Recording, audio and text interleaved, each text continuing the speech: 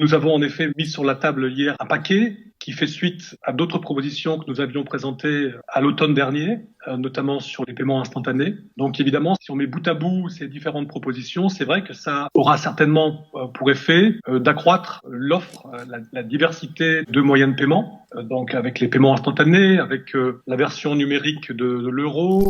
La Commission n'a pas proposé hier de faire apparaître l'euro digital. La Commission a mis sur la table un cadre juridique dans l'hypothèse, dans l'éventualité, ça reste une éventualité, où serait décidée, in fine, l'émission d'euros numériques.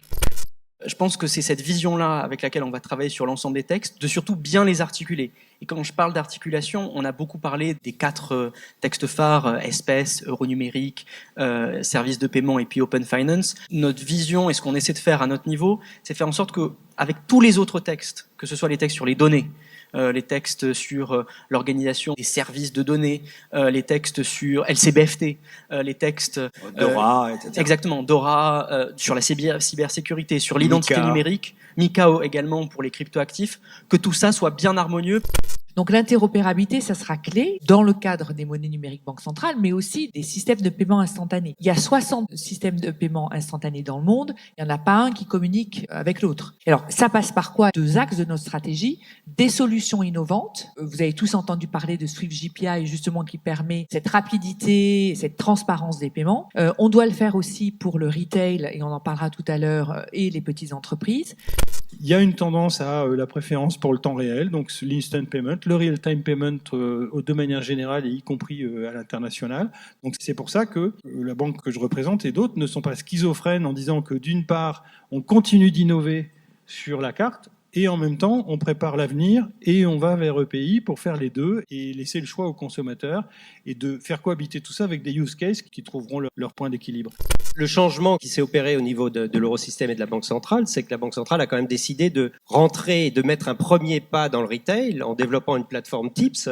Alors, bien entendu, la Banque centrale explique toujours que c'est une plateforme de règlement, mais elle est quand même là pour échanger des SCT Inst et pour entrer en concurrence ou en compétition avec les acteurs du privé.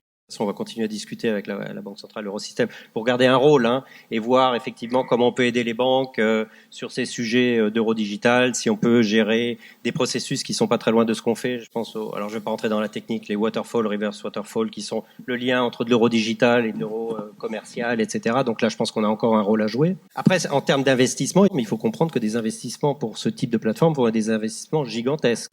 Il y a une vraie question, une vraie inquiétude pour nous, c'est si on nous demande d'investir de manière obligatoire dans un euro digital pour le distribuer gratuitement, même si on est indemnisé d'une certaine manière, là j'avoue que des investissements pour des choses inutiles, en tout cas qui ne trouvent pas, ou en tout cas qui jusqu'à présent n'ont pas encore trouvé leur public.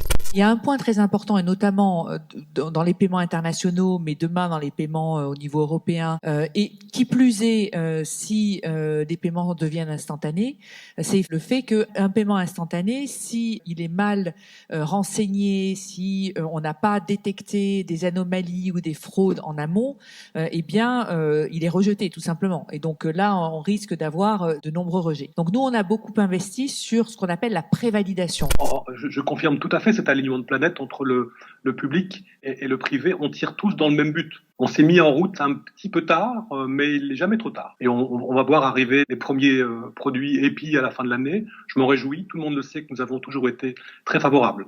Donc continuons ensemble. On est sur le bon chemin. Je voulais juste dire qu'en conclusion, et je pense que Eric sera d'accord avec moi, que les portes des régulateurs parisiens et bruxellois sont toujours très ouvertes. Donc empruntez-la, venez par les fenêtres, vous serez plus que les bienvenus.